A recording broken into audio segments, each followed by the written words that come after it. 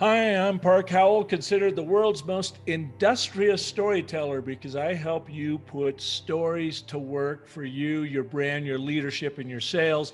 I'm so happy to be here on Dove's show today, where we are going to talk about 3 frameworks, but really focus on the and button. Therefore, the most powerful story framework you can use immediately, apply directly after the show to make a significant impact in the growth of your company, your people, and the communities you serve. Congratulations! You are tuned into Dov Baron's Leadership and Loyalty Show, the #1 podcast for Fortune 500 executives and those who are dedicated to creating a quantum leap in leadership. Your host, Dov Baron. He's an executive mentor to leaders like you, a contributing writer for Entrepreneur Magazine, CEO World, and he's been featured on CNN, Fox, CBS, and many other notable sites. Dov Baron is an international business speaker who was named by Inc. magazine as one of the top 100 leadership speakers to hire. Now, over to Dov Baron. Welcome, dear friends, fans, and fellow aficionados of leadership excellence. Thank you for joining us on this episode of Leadership and Loyalty Tips for Executives. Let me ask you, what do you need to do to grow, to up-level your leadership? Well, you may be familiar with the work of the late, great Joseph Campbell in The Hero's Journey. But have you considered the power and the value of developing your personal and organizational story as part of your leadership development? Well, stay tuned because that's where we're going on today's show. I'm your host, Dov Baron, and I'm here to assist you tapping into the one thing in your business that changes everything by transforming meaning into action. If you're curious to know more, simply go to dovbaron.com. That's DOVBARON.com. This episode of Leadership and Loyalty is brought to you in part by our other podcast, Curiosity Bites.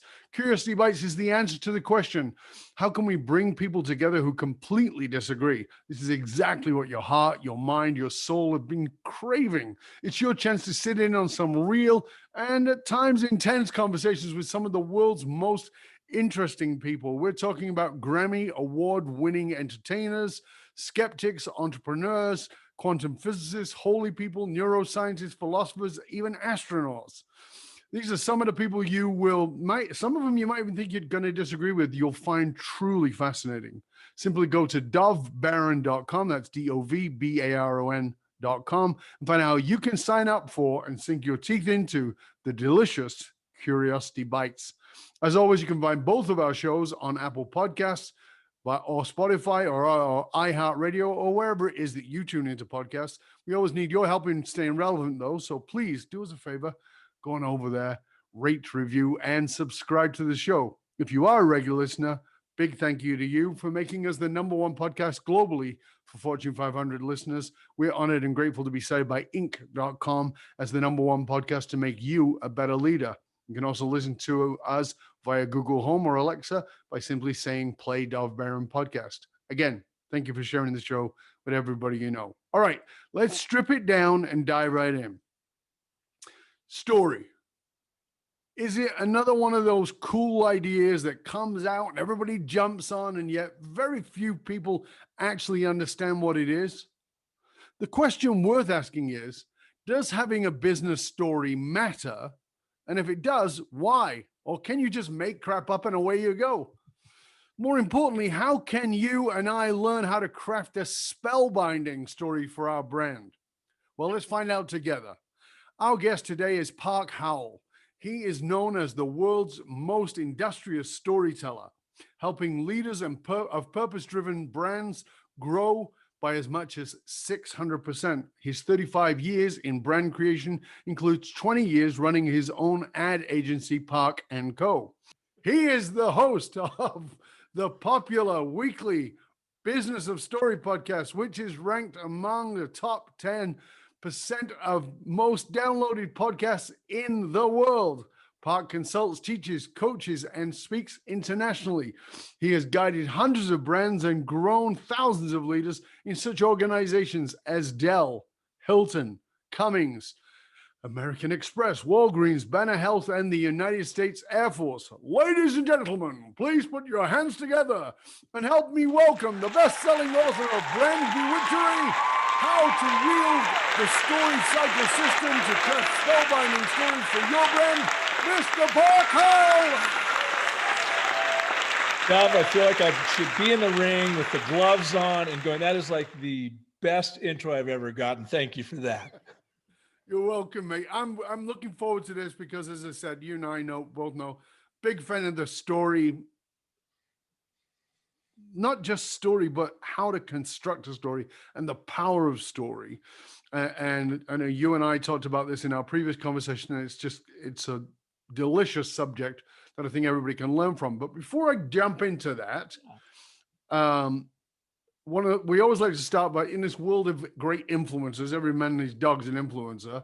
Who's somebody who's influenced you in your leadership, who maybe we wouldn't consider or maybe wouldn't automatically think of? Who's somebody who's had that influence on you? I wouldn't automatically think of, boy, that's Dr. Seuss. That just popped into my mind. If I Ran the Circus was my favorite book growing up. And I don't know why that is. A lot of people say, oh, The Places You'll Go, which is another fabulous Dr. Seuss tome.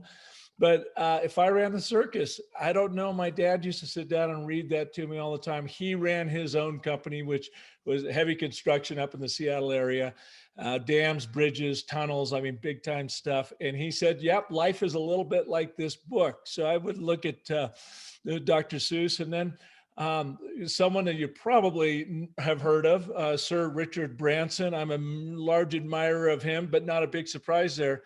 The surprise here, though, is I, out of nowhere, got a very fortunate invite to visit he and his island a month ago. Was out at Necker in March with a company here called Digital Airstrike. Spent a week on Necker working with automotive groups and having a chance to listen to and be around Richard Branson. And I got to tell you, everything he espouses as a leader and everything you would think of him being, he is, and then some. And I'll be honest with you, Dov, I was prepared to be disappointed when I got there, and yet I was still completely and utterly blown away. There's a leader that uses story and has used it extraordinarily well to build quite an empire that's had a huge impact on people. Yeah, I got to admit that I am a fan of Branson. He's somebody I admire for his humanity over a lot of, I mean, he's certainly good at stunts. He's good at all those kinds of things, but he's also always had a lot of humanity in his work. And I think that oftentimes that's what's missing in leadership so often. Look at his book, and he talks about Virgin Unite and the great work that they're doing around the world through that. And, that's a cost for him. That's an investment. And while everything he had talked about, COVID and what it's meant to Virgin Airlines, and he launched like 3 cruise ships that have never had a single person on them because of COVID, and how it's so important to have as many businesses as he has. While some are down through normal slumps, others are up, and they help carry the empire through. And yet here he is still investing greatly into his humanitarian efforts through Virgin Unite. I mean, it's pretty amazing stuff. It is. It's very exciting. Now, your latest book, Brand Bewitchery, How to Wield the Story Cycle System and Craft Spellbinding Stories to Your Brand. Let's start off there. Okay. By talking about story, because I said, there's a lot of people talking about story and a lot of them haven't got a clue. So let's start there and talk about why story is important at a neuroscience level, because I think that we tend to think about, or people generally tend to think about story as being this, your teacher telling you a story or somebody telling you a story. And we all know the adage, we learn best by story. But there's actually a neuroscience to it. And I know that this is a really important piece for your work. So let's start there, because I want to have people grasp this is not just a cool thing. This is science, and this makes your coconut work. Well, and let me start, Dov, by asking your viewers, listeners, one question. When was the last time you were bored into buying anything? Bored into buying anything? Yeah, not so much. Buying into a thought, buying into an initiative, buying into a product, buying into a service, you don't. And we lead with logic and reason, and logic and reasoning is boring. Our brains want this context of story.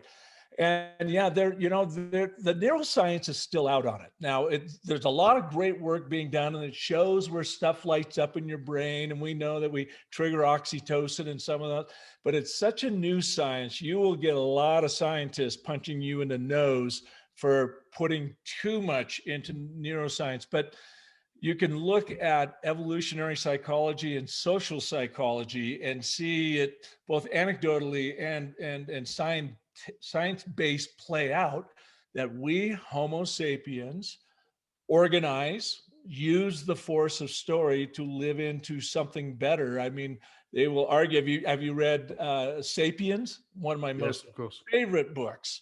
Yeah. And he just talks about in there, Noble Harari, about how Homo sapiens, we were these puny little monkeys running around compared to the big Neanderthals that we were able to outduel, because they believe, and evidence demonstrates, that Homo sapiens would be able to think and act in story and create fictions of what tomorrow could happen, where the Neanderthals and others couldn't envision a tomorrow. They couldn't connect with that.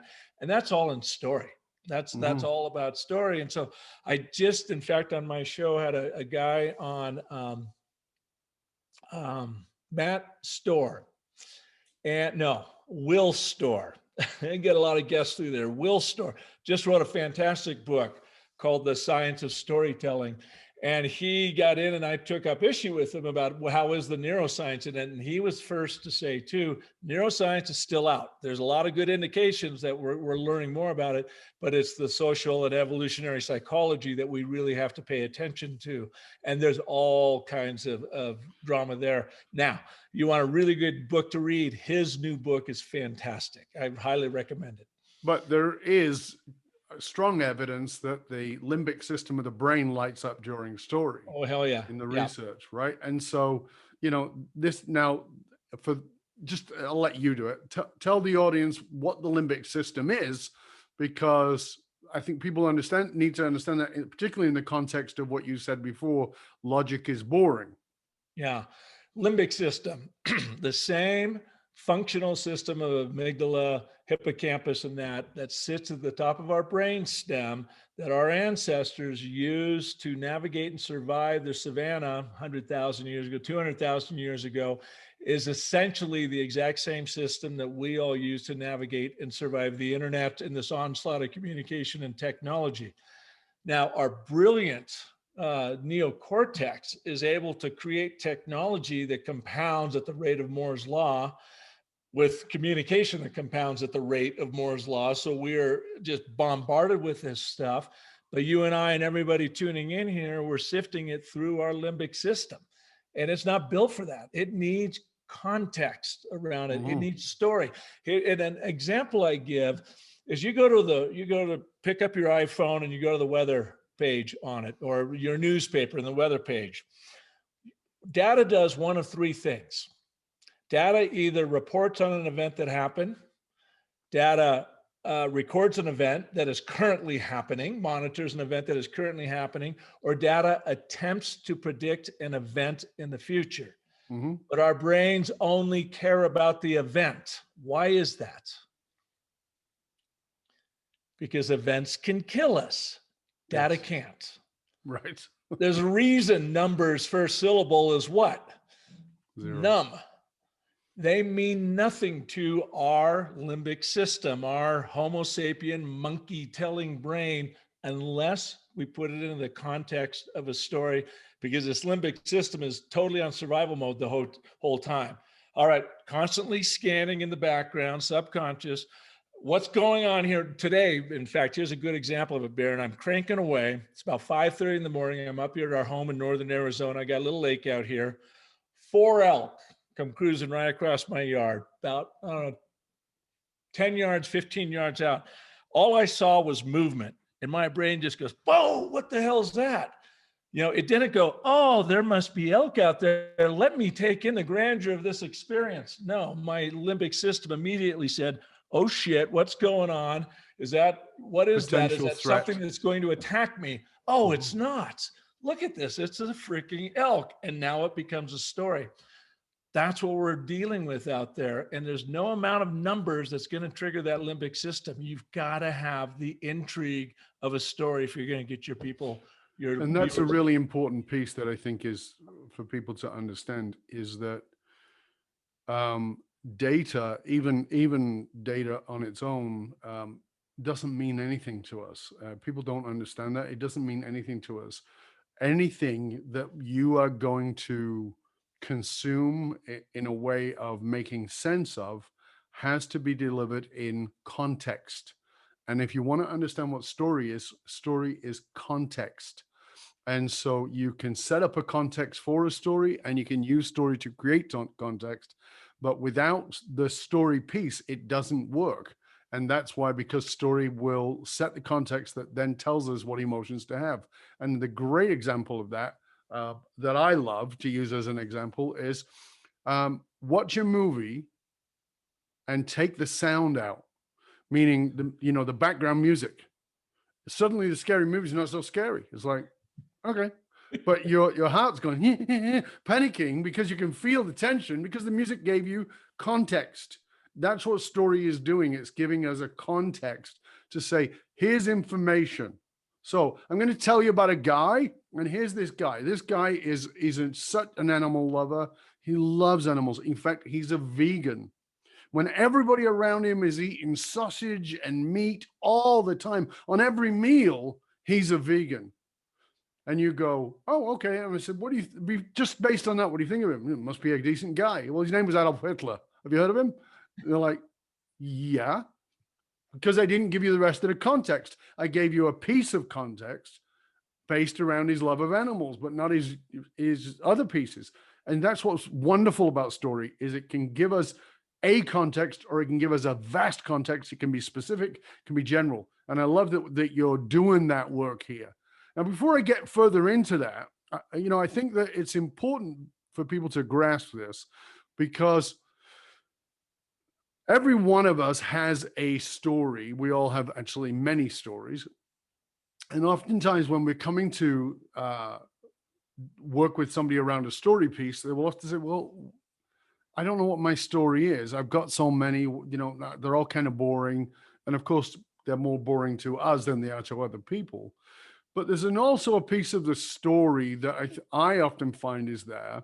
And that story it's part of the catalyst in the story, that in my framework, not yours. Mm-hmm. And it's this moment of, I always say, I don't care about your aha moments. They don't matter. People don't do anything with aha moments. They're bragging moments. But you do have F moments, which is, F it, I can't stand it anymore. I'm going to do something different.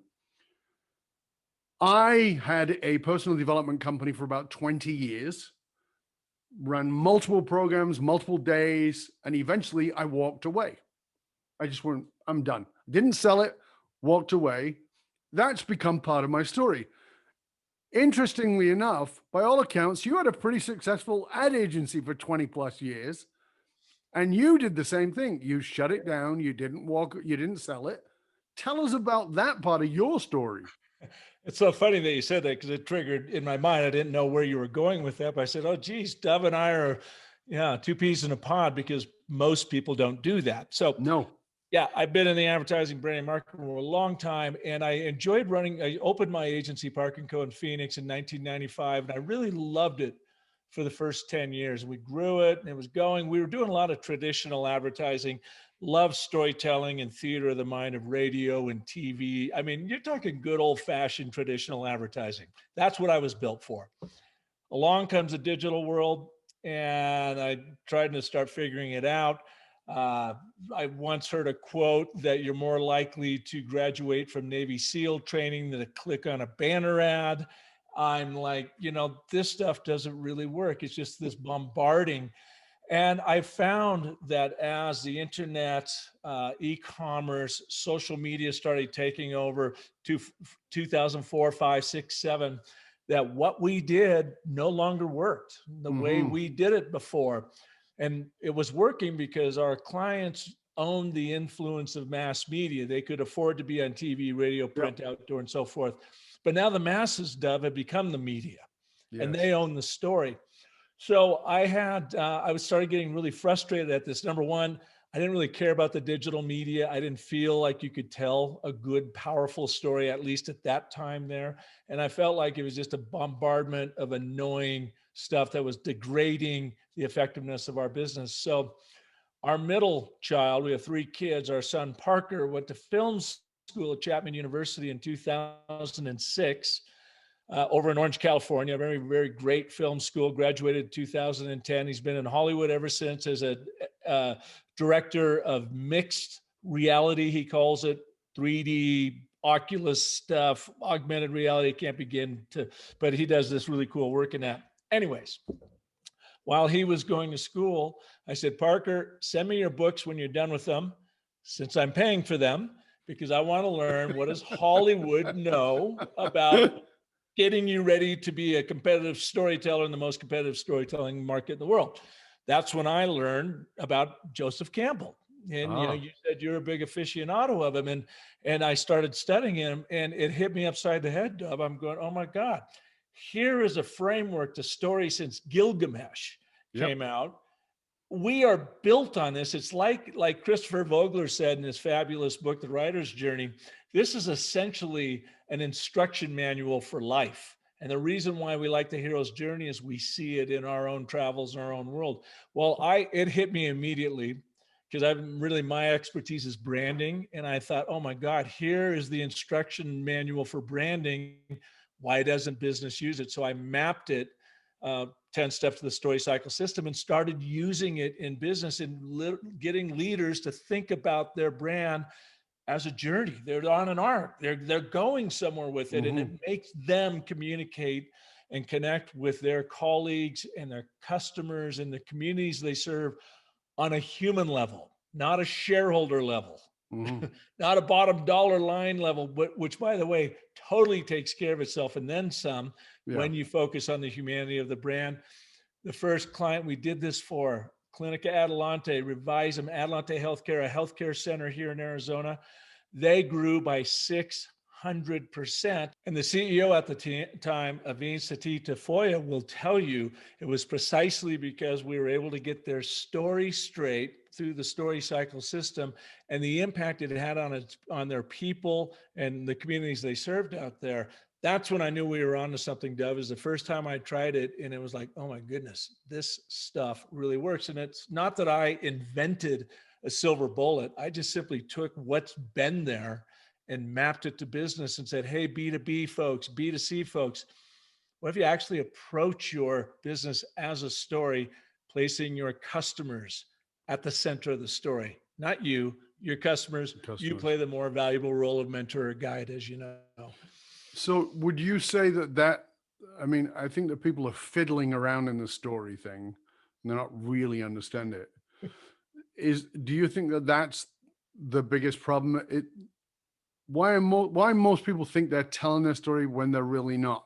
Is it because they're focused on themselves and not on their customers, or is it something else? I think it's something else. Okay, good.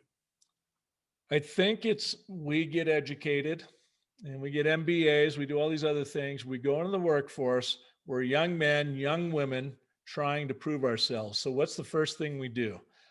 We want to show how smart we are. So we try to lead with data, facts, charts, graphs. We want to try to demonstrate our brilliance. We're not particularly good listeners. So we're not really understanding where our customer audience is from their perspective. And so we get out there and we think we can own a boardroom through a PowerPoint riddled with bullets that will kill an audience faster than anything. And we blow up. Nobody teaches you how to do this. You're not taught in school. And I wish I'd learned this in the 9th grade, in the 3rd grade. I wish in high school they would teach kids outside of English the power of understanding story. Because when you get into that conference room, I do a session at ASU called How Not to Become an MBA Zombie.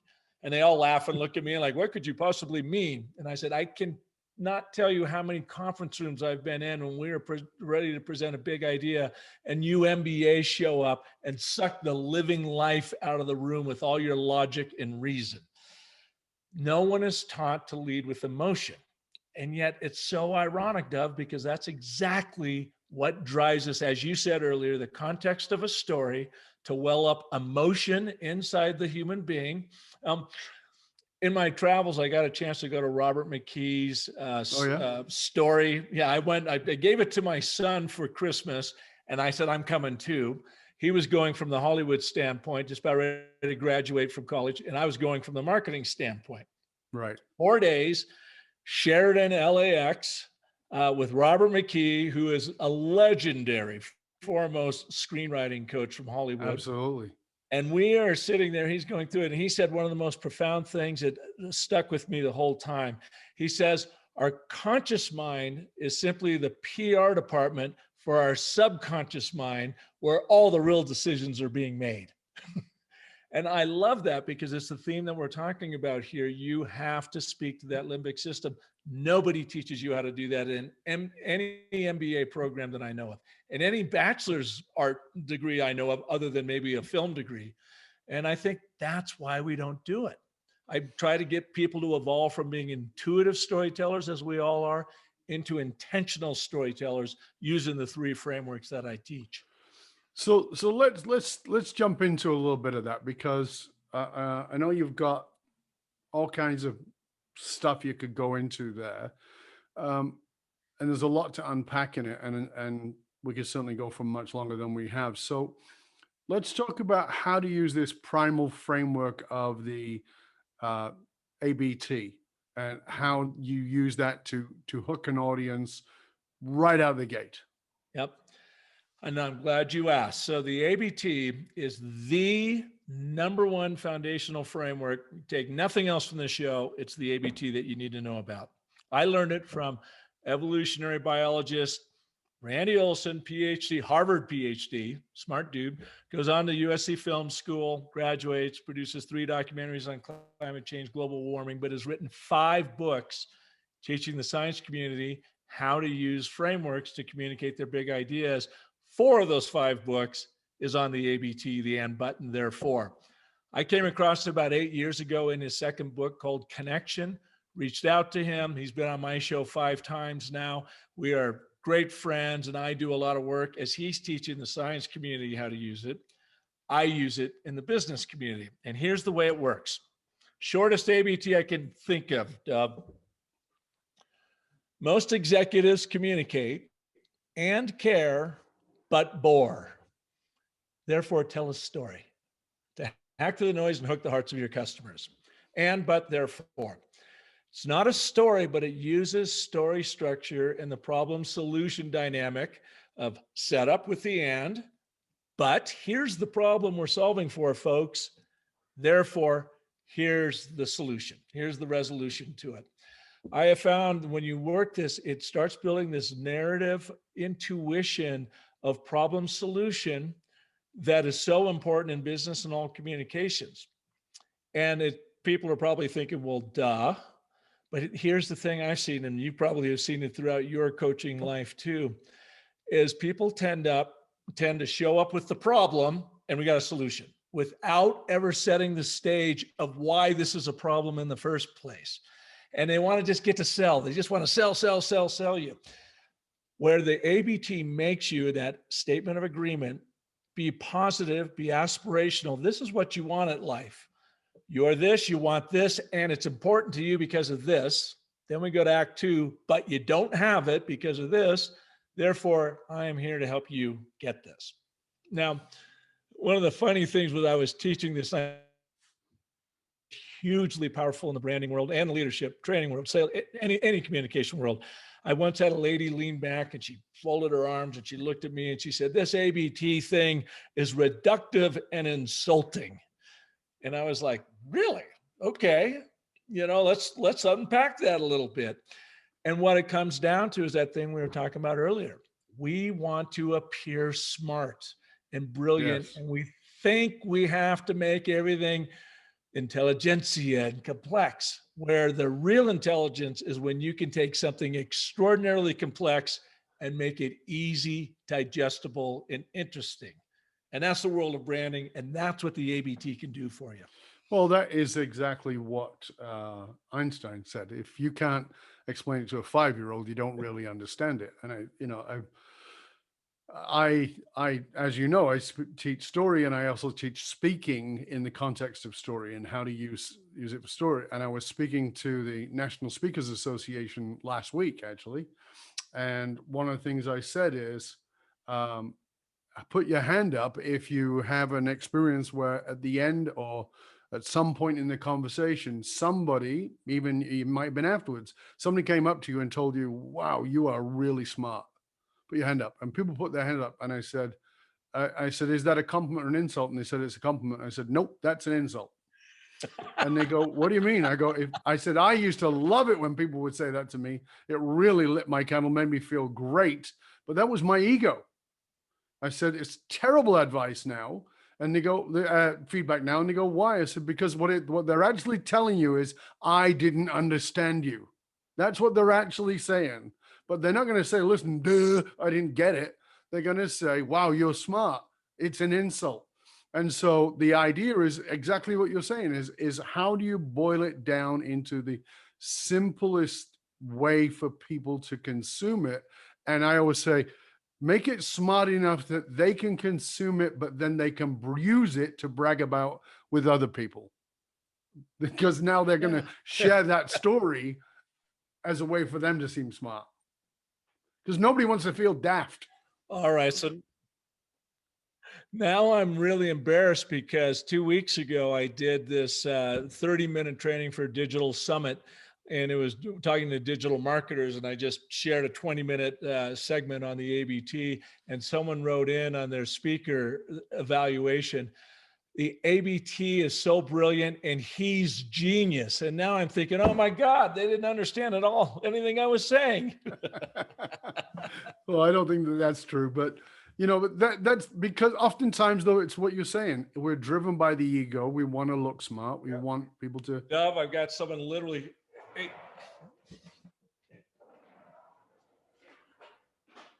Right.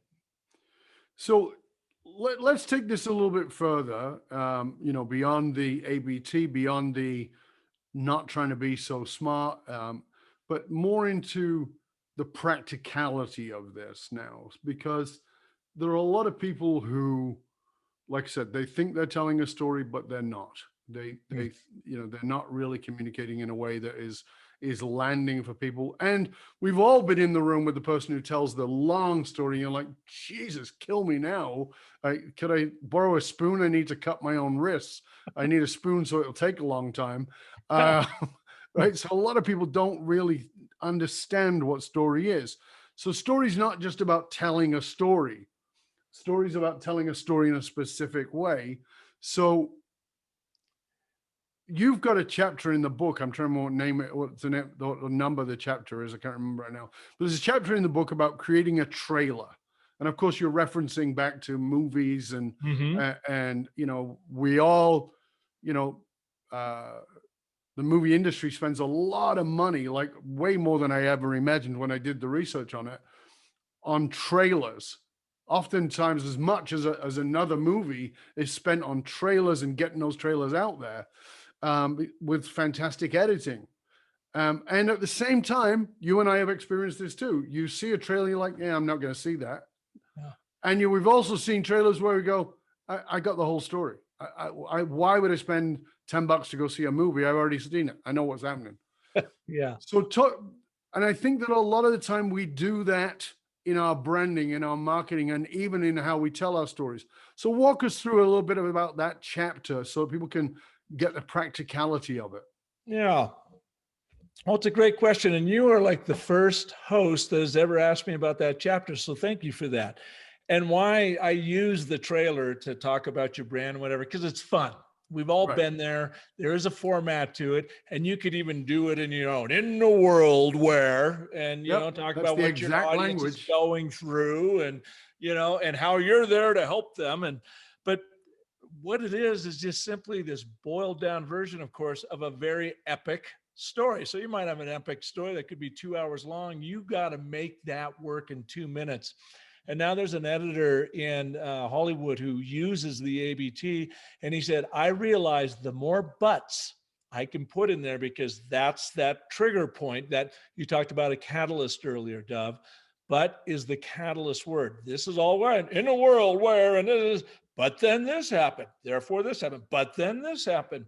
And that's what you're trying to do with that trailer. So a series of buts and therefores. But therefore, which actually originates from South Park fame. I don't know if you know that.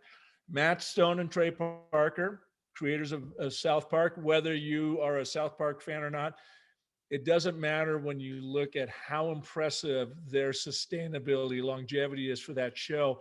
Even more impressive when you realize that if there's a new show coming out of South Park, new episode this Sunday, they are in the throes of writing and producing it this week. There's a great video on YouTube called 6 Days to Air. That means they have like no leeway to screw up. They don't have 3 months to put a show together, 6 freaking days.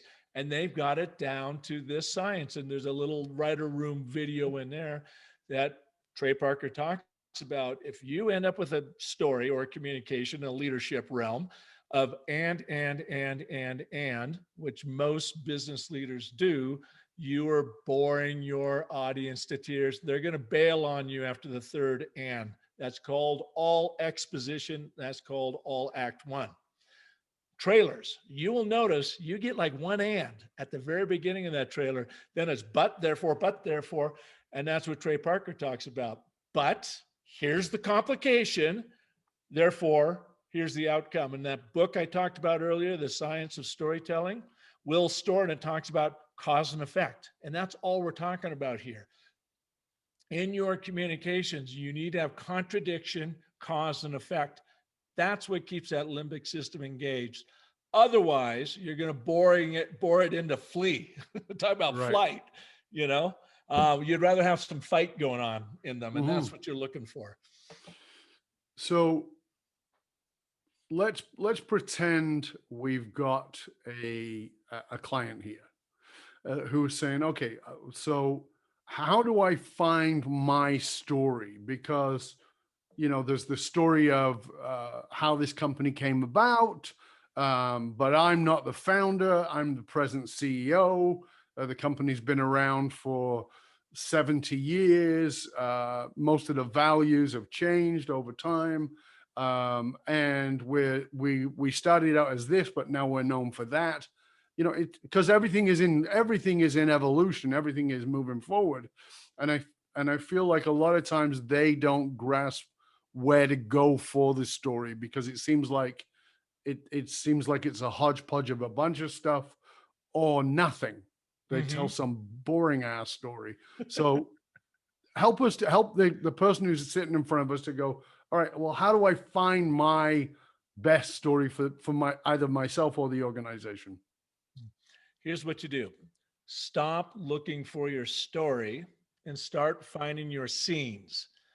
What I mean by that, Dove, is find 3 moments in time that have shaped and or informed who you are today, either as a leader or who or what your business is today. Knit those scenes together and your story will find you. So, for instance, I'm a big preacher, teacher of story and story cycle system and the power of story. Well, I can tell you exactly 3 places that informed how I do today, starting when I was in the 2nd grade and I saw my grandmother Mabel playing the piano, much like this one over here. And I was mesmerized that this little old Norwegian school teacher could belt out a tune on that. And I said, I want to be able to do that. So my mom, dad got me one in 3rd grade. I took piano lessons. I started writing my own songs. I got a degree in music composition and theory. Scene number 1.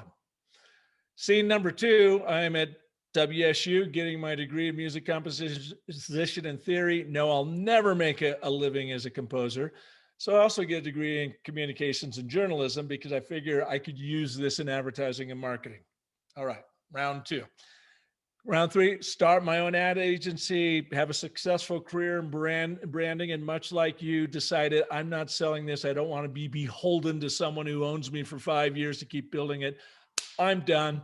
I am now going to teach the composition and theory of story to help leaders of purpose-driven brands excel through the stories they tell. Now, Joseph Campbell, as you are going to know this quote for sure, said, when you follow your bliss, doors will open where there were only walls before. And those of you who have never heard that go, oh yeah, there's Park, Dove, woo-woo story thing again. Here's the deal. Do you think I would have ever landed on Richard Branson's private Necker Island last month if I was still running some small to mid-size ad agency in Phoenix, Arizona? I No. doubt it. Mm-hmm. It's because I'm living into the story of why I'm here. That's why I consult, teach on it. And it's a matter of just going back and find those scenes that have empowered you, that have driven your curiosity, that like you didn't even know it was going to have the impact it has today. And then you look back and you realize, oh crap, someone's been writing my story. I've been living the wrong one, but now I started living this one, and look at what we've done as a brand. Find your scenes, knit them together, and your story will find you. And, again, that's an important piece because, in the catalyst moment of story, there is always what I call is the pain catalyst. And the pain catalyst is that moment you can't bear anymore. And I think that oftentimes people think that's the entire story. It's not. Or they think that more fatal is they think that their successes are their story. It's not. And, I like that you're bringing it through this series because it's an evolution.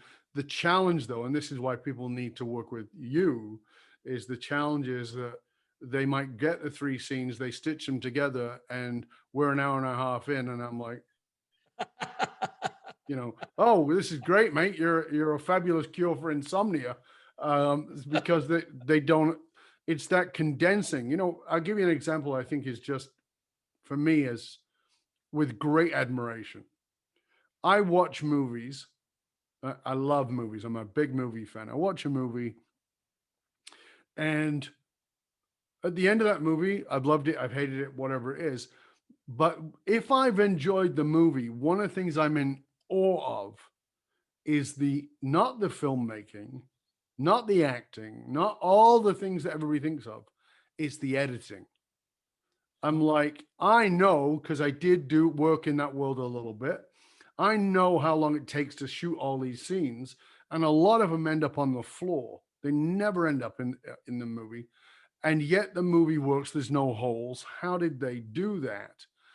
And it's very much the same with if you've ever done a TEDx talk, you've got to get this enormous presentation down into now 11 minutes. It used to be 19 minutes into 11 minutes. And you've got to get a story, but leave people on the edge with a trailer that's 1.5 minutes to 2 minutes long. Same again.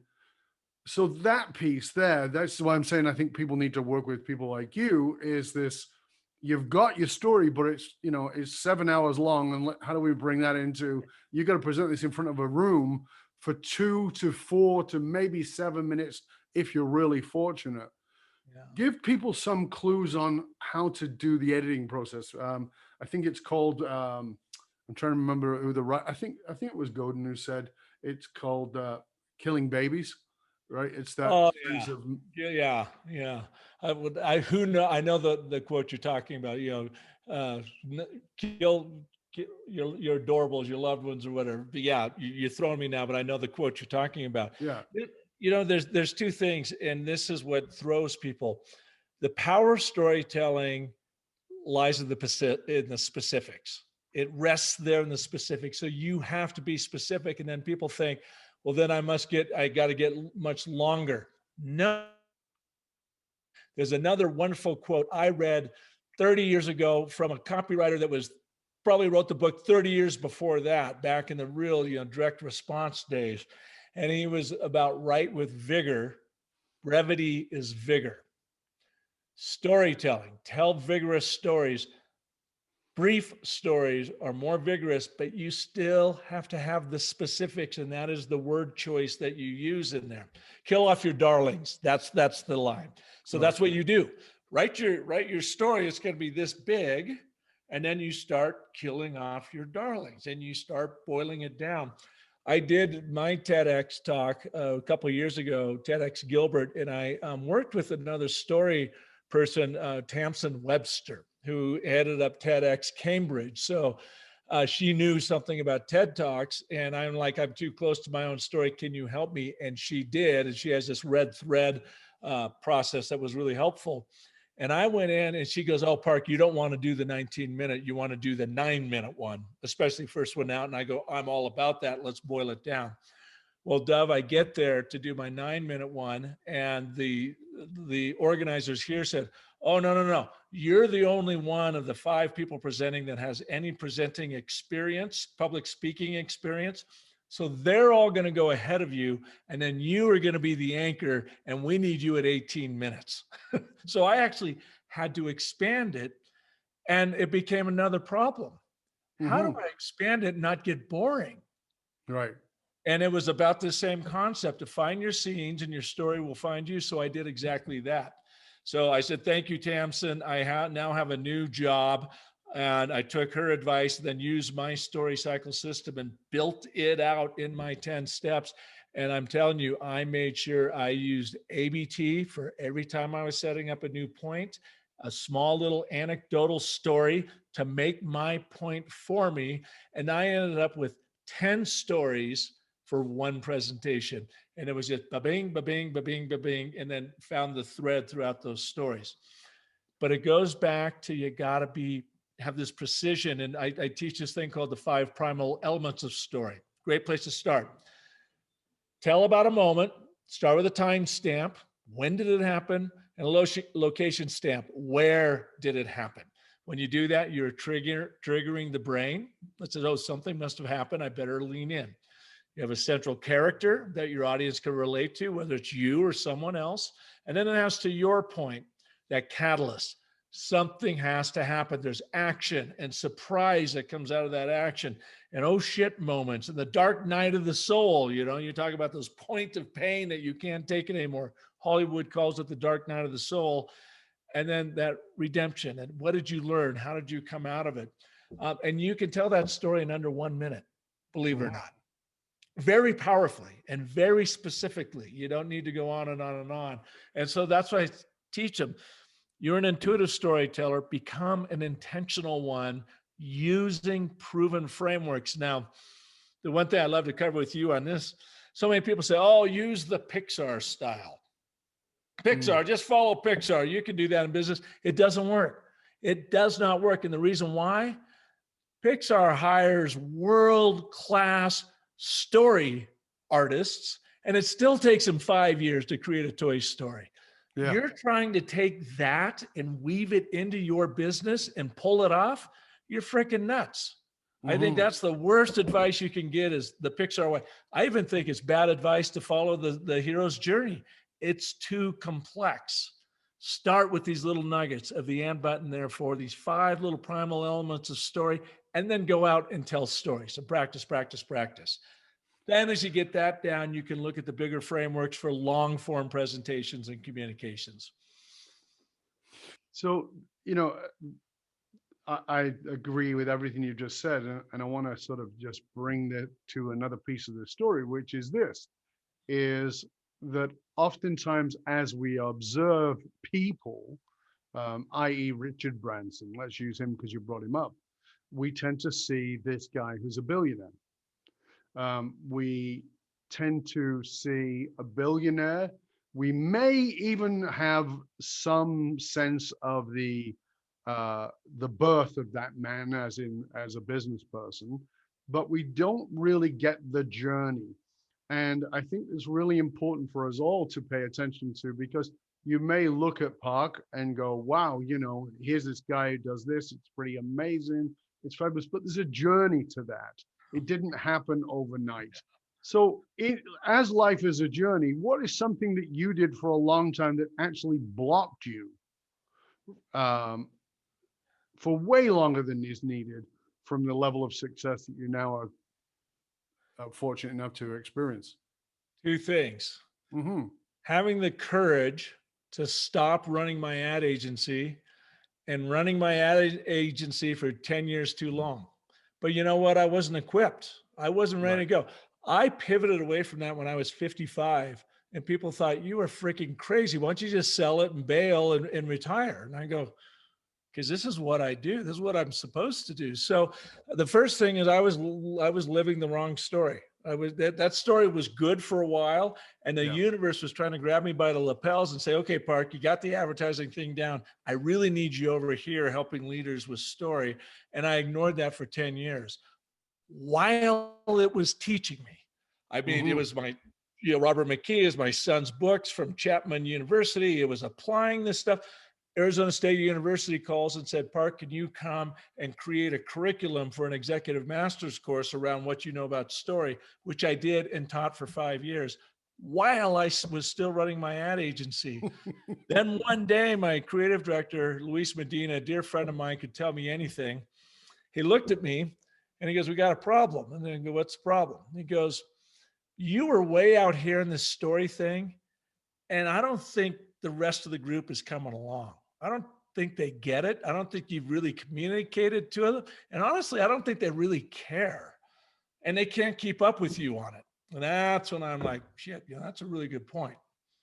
They need to go find their own thing. I found mine. I got to go and do it.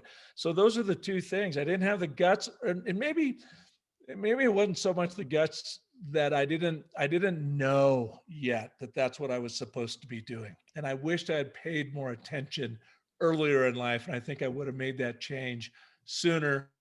But then again, if you're doing the mindfulness thing, it all happened exactly when it was supposed to happen. Yeah, of course. And at the It's same being in tune to it, pay attention, Yeah, and of course that's always true. However, there is a point when one can look down that timeline and say, okay, but you could have carried on because it was good.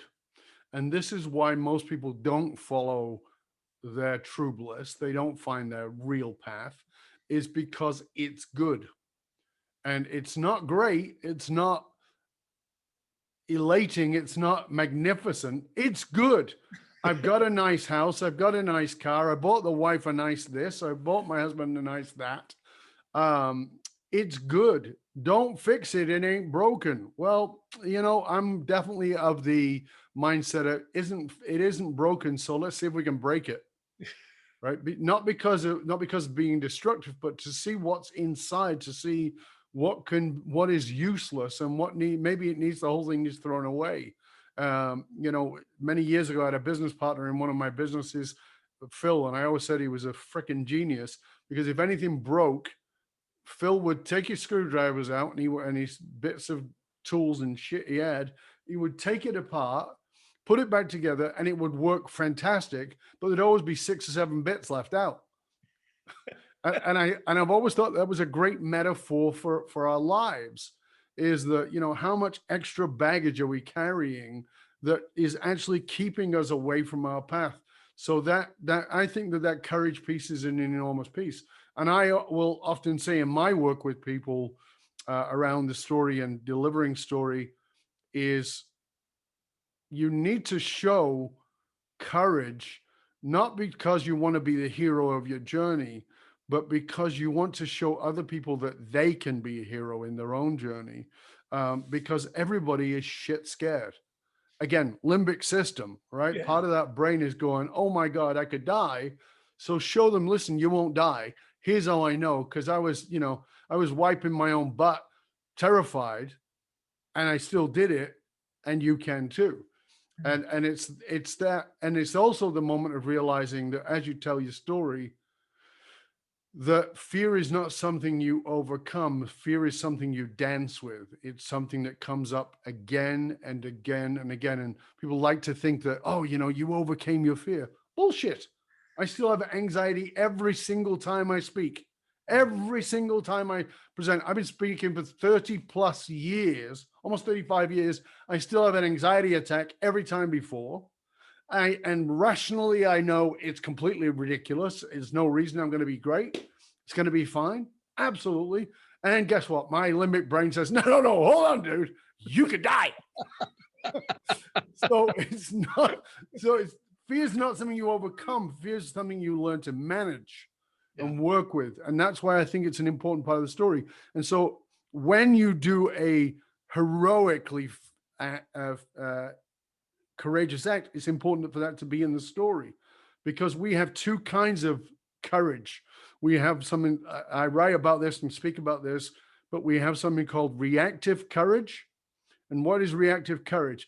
That's when you're watching the news and you see that guy on the news and they're interviewing him because he pulled a kid out of a burning building. And you go, oh, you were so courageous. And he goes, there was nothing courageous about it. I just did it. And that's a reactive courage. He just does it. Now, maybe he's a shitbag and wouldn't do that, but generally most people are decent and they would do that. But there's a much greater courage. And that's when there's no reaction. In fact, the reaction might be in the opposite direction. You go, I feel like I'm going to die here. I've thought about it. I've processed it. I've got anxiety about it. And I'm still going to do it. I'm going to walk away from my ad agency after all these years. It's successful. We do well. And I'm going to just close the doors. Are you mental? That's a different kind of courage. And I really appreciate you sharing that. My pleasure. And I want to ask your viewers, maybe rewind 2 minutes back when Dove was telling you that story about his partner and fixing things and how quickly he told that story. That took less than 40 seconds. And yet it was a very powerful story that made the business point of, if it's broken, let's break it even more, because the guy fixes it. He has 9 parts sitting over here and it works better than it did before. Does that sound like your business? Does it sound like you went in and something was broken, so you broke it even more? And then when you repaired it, it became way more efficient. So there was this wonderful metaphor there. There was this wonderful business point, and he was able to tell that short little story. It had drama. It was broken. He breaks it even more. It had action. And it had a point. And so thank you, Duff, for that, because it was a beautiful little example of what we're talking about right here, the power of a short story for big impact. Well, thank you for pointing that out. I really appreciate it, Park. Now, we're coming towards the end of the show, and I always like to, of course, I want to make sure that you get time to tell everybody where they can find out more about you and all of your resources. But before we do that, we always like to say, what is something that somebody can go away and do now, immediately, certainly within 24 hours, that will really sort of ingrain this? Because information is worth the hole in the donut. Yeah. Transformation comes from the application. So what's something they could do right away? 3 letters, ABT. Here's what I want you to do with those. I want you, now that you know an ABT, really quick. And the A is the statement of agreement. Most executives communicate and they care, so it's aspirational, but they bore. Therefore, tell a story. I want you to start doing this with your own audiences at stake. Put them up here. What do they want? And why is that important to them? But why don't they have it? Therefore, here's what your solution is. Now, Dove, what I want them to do is use an ABT in 3 emails. So after this show, your next 3 emails of consequence, where you're asking somebody to do something. Start that email with an ABT and see if, number 1, it doesn't shorten your email by 2/3. Number 2, you're going to get someone say, Jesus, I actually know what you're talking about. And number 3, if it doesn't actually simplify both your life and the reader's life. All right. That's what I want you to do. 3 ABTs in emails today and every day for the rest of your life. Fantastic. Habit stacking. You already got to write the damn things. You may as well practice your ABT. Second thing I want you to do, I want you to go and teach the ABT to 2 other people, colleagues, friends, loved ones, whatever, because you don't know what you don't know until you teach it. I learned that at Arizona State University. And then what I want you to do, number 1, you have a big communications challenge on your plate, a proposal, a presentation coming up. I want you to write an ABT that creates the theme for that presentation, the 1-word theme. Thinking, placing your audience in the and statement, and what is it that they want that's important to them, but why don't they have it? Therefore, over the next 10 minutes, I'm going to share with you how I'm going to help you get it. That's the sentiment that goes into it. Start working on the ABT. I call it the storytelling dumbbell, because you exercise that thing every single day. You are going to become much more of a cause and effect, problem solution communicator. And that's what our limbic system wants. Fabulous. That's fabulous guidance. Thank you. So before we close, please make sure that everybody knows where to find out about you, about your book, about all the different things that you got. Well, I just happen to have a copy of it here. Brand Bewitchery takes you There through you the go. 10-step story cycle system to help you craft compelling stories that sell. You can use it for brand development, for sales storytelling. I got a ton of examples in there, and a lot of exercises that you can use. So it's as much of a workbook as it is a textbook, with a lot of crazy little anecdotes that have happened to me throughout the time. And you can find me over at businessofstory.com. Dov had mentioned I've got a podcast that's going on 6 years now. And every Monday, I feature a story artist from around the world to help leaders craft and tell compelling stories that sell. People are petitioning me always to get on the show. And I said, unless you can teach a storytelling principle, I can't have you on the show. The idea here is if you're going to go and really want to learn how to use this for sales and leadership and branding, come and listen in. The people that show up are just absolutely amazing. Dov, I would love to have you on there one day here soon too. That would be my honor and my pleasure. Thank you, sir. Okay, so like Park said, you can find out about him by going to businessofstory.com. I'll also make sure that we post all the links to Park's social inside of the show notes. Park, it's been a pleasure and honor, sir. Thank you for joining us. Thank you for your wisdom and for sharing and teaching us how to, I said kill babies, but you said murder darlings, whatever your term. And for you, dear listener, remember that you can hang out with other conscious leaders. You can chat about this episode or any other past episodes inside of our Facebook or LinkedIn groups. Just look for the Leadership and Loyalty Podcast. You see, it doesn't matter how successful you are. If your employees and your customers don't understand what gives your company meaning and purpose, you're only working a fraction of your true capability. To find out more about how you can hire me, Dov Baron, as a speaker or leadership strategist for yourself or your organization, you can find me at dovbaron.com, DOVBARON.com. Because unified meaning is the one single monolithic difference between mediocrity and greatness for all individuals and companies. I want to thank you for sharing the show with everybody you know. Till next time, stay curious, my friend. Stay curious about the story that you really have to share and how maybe just taking a moment to start to study, consider walking yourself through the ABT of your stories so that you can communicate more effectively around your brand, around your offering, and about who you are. I'm Dov Baron. I'm here to assist you, tapping into your deepest meaning to reach that next level of clarity, focus, purpose, and profit in your business, your life, and your leadership impact. And I am out.